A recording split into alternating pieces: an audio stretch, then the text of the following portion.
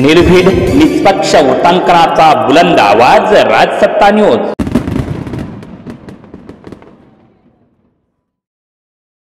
नमस्कार, मी सहदेव जाधव, आपण पाहत आहात राजसत्ता न्यूज। काय आनंद आहे? निश्चित आज एक संगमनेरकरांनी जे प्रेम विश्वास दिला होता, दाखवला होता, त्याची 1 वर्षाची प्रतिपूर्ती म्हणून आज इथं आमच्या कार्यकर्त्यांच्या वतीने जल्लोषाचा कार्यक्रम ठेवण्यात आला होता आणि त्या कार्यक्रमासाठी उपस्थित राहिलोय। पण खरंच एक सामान्य कार्यकर्त्याला एवढी मोठी संधी या संगमनेरकर मायबाप जनतेने दिली, त्यामुळे त्यांचे जे माझ्यावरती उपकार आहेत, ही संधी मला दिली, त्या संधीचं सोनं विकास कामाच्या माध्यमातून येणाऱ्या पुढील कालावधीमध्ये निश्चित संगमनेर असेल, महाराष्ट्र असेल बघेल। मोठ्या प्रमाणात दारुगोळा पण उडवला गेला, मात्र बाळासाहेब थोरातांनी प्रश्न उपस्थित केला आहे की नेमकी कोणती दारू उडवली? नाही, आता त्यांनी 40 वर्षामध्ये जे उडवलं होतं त्यांनी सगळ्याच उडवल्या।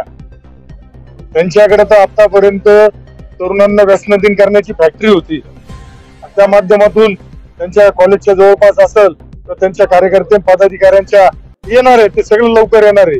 कोणाचे हात किती फलात होते, कोण किती अवैध धंद्यामध्ये घुसलेलं होतं, कोणाचे कुठल्या लोकांबरोबर संबंध होते, ते सगळं लवकरच येणार आहे। त्यामुळं थोरातांनी आता जसं जनतेने नाकारल्यानंतर आपल्यामध्ये आत्मचिंतन करून आपण 40 वर्ष जर आमदार होतो, मंत्री होतो, आपल्याला जनतेने का नाकारलं त्याचं आत्मपरीक्षण करून आमच्यावरती टीका टिप्पणी करण्यापेक्षा स्वतःच्या अपयशाचे जे काही धनी होते, स्वतःचं अपयश कशामुळे आलं याबाबत विचार करावा। मोठ्या प्रमाणात कायदा आणि सुव्यवस्थेचा प्रश्न संगमनेरमध्ये निर्माण झाला आहे, मोठ्या प्रमाणात अवैध धंदे झाले आहे। काल परवा जे एमडी ड्रग्ज सापडलं त्यामागे सूत्रधार कोण होतं आणि आजच्या जल्लोषासाठी तर ते आणलं नव्हतं ना, असा थेट सवाल त्यांनी तुम्हाला सांगतो ना तुम्हाला, पराभवानंतर त्या माणसाला 1 वर्षामध्ये एवढा विकास झाला या संगमनेरमध्ये जो मी करतोय, जो आजपर्यंत त्यांनी पाणी देणं शक्य नाही झालं। त्यांनी फक्त निवडणूक आली का पाणी देतो सांगायचं, पण मी देऊन दाखवलं। त्यामुळे यांच्याकडे बोलायला मुद्दा नसल्यामुळे कुठेतरी वेगळ्या पद्धतीने चर्चा करून संगमनेरला बदनाम करण्याचा प्रयत्न यांच्या माध्यमातून सुरू आहे। आणि जे तुम्ही म्हणताय 2 दिवसापूर्वी एमडी धरल्या गेलं, तर निश्चित पोलीस प्रशासनाकडून त्याच्या खोलवरती गेल्यानंतर जी काही मला थोडीफार माहिती ग्रामस्थांकडून मिळते, शहरातील लोकांकडून मिळते, तर त्याचे जेव्हा नावं बाहेर येतील तेव्हा बाळासाहेब थोरात तुम्ही तुमचं फक्त मीडिया समोर चेहरा घेऊन जा आणि मीडियाला सांगा हे कोणाचे कार्यकर्ते होते आणि कोणाचे नातेवाईक होते। त्यामुळं फक्त खोटं बोल पण रेटून बोल ही नीती वापरून तुम्ही पुढे जाऊ शकत नाही। संगमनेरच्या तरुणांनी सुद्धा तुम्हाला नाकारले, कारण तुम्ही रोजगार देऊ शकले नाही।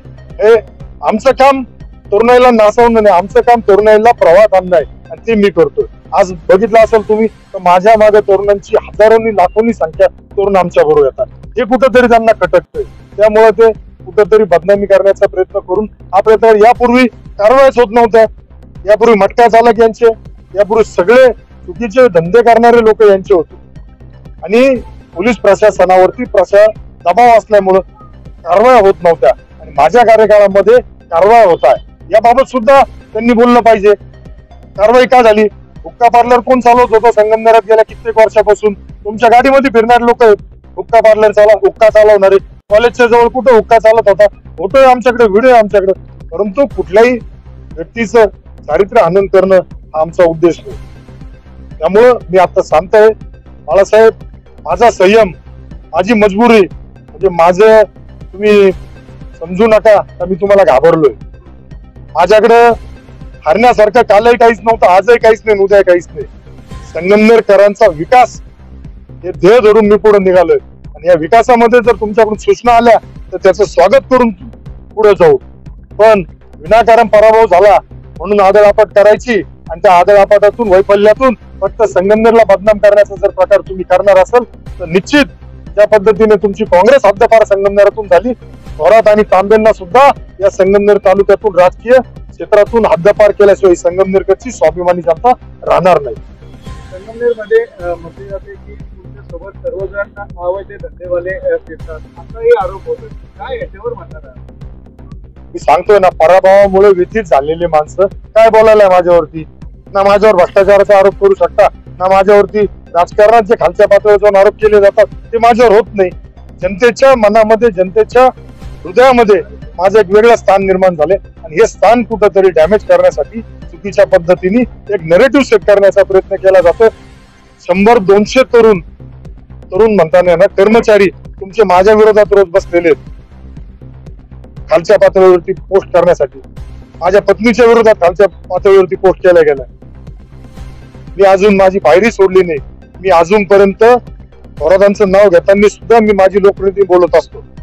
मी अजून माझी सभ्यता धरून चाललोय कारण मला जनतेने विकासासाठी निवडून दिलंय.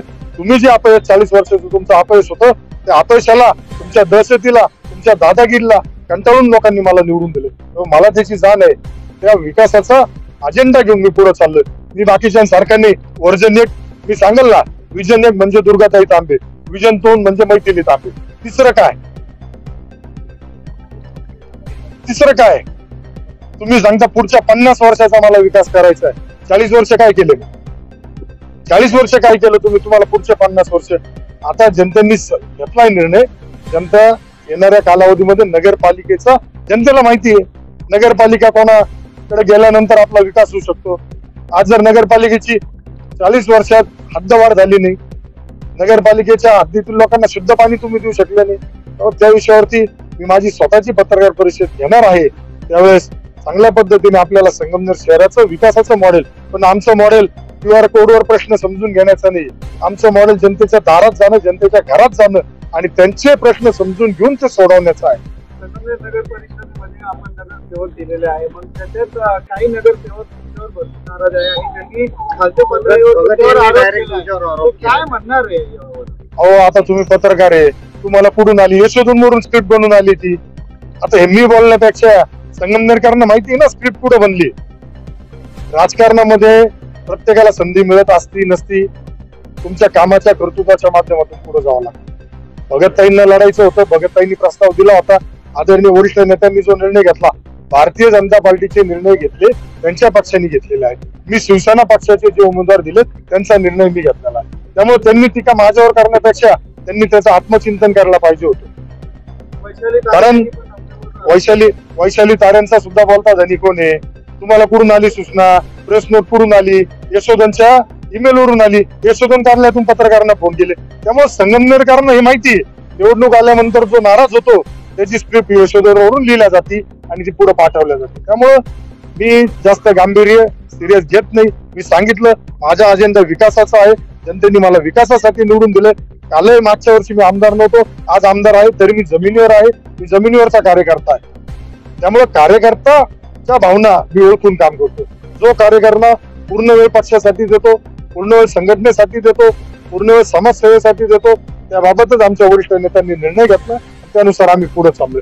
पण जे सांगता आम्ही पक्षाचे एकनिष्ठ आहेत, तर त्यांनी सुद्धा त्याचा विचार करायला पाहिजे होता. जर तुम्ही पक्षाचे एकनिष्ठ आहे तर पक्षाचा जो आदेश येतो तो आदेश या पक्षाच्या कार्यकर्त्यासाठी संवाद मानला जातो. त्यानुसार त्यावर टच लेझर क्लिनिक, लेझरद्वारे मूळव्याध, फिशर, भगंदर उपचार केंद्र, कॅनडा मेक लेझर मशीनद्वारे उपचार, मूळव्याधचं इंजेक्शन देखील उपलब्ध.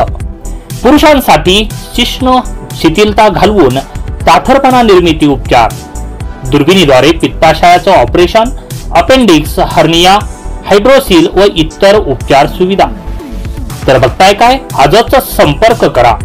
Doctor Kanade hospital, Nagar Manmad road, ग्रामीण रुग्णालया शेजारी, राहाता, जिल्हा अहिल्यानगर.